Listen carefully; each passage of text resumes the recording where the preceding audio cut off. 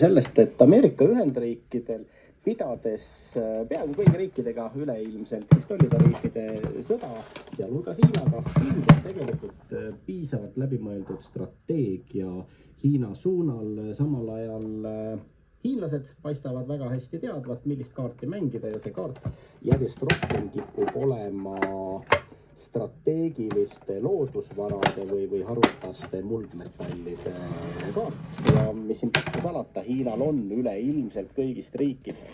Ja väike pink. Ehk et Hiina elu halvemaks läinud. Ongi nad jõudnud sinna seisu, kus enam neid ei usuta.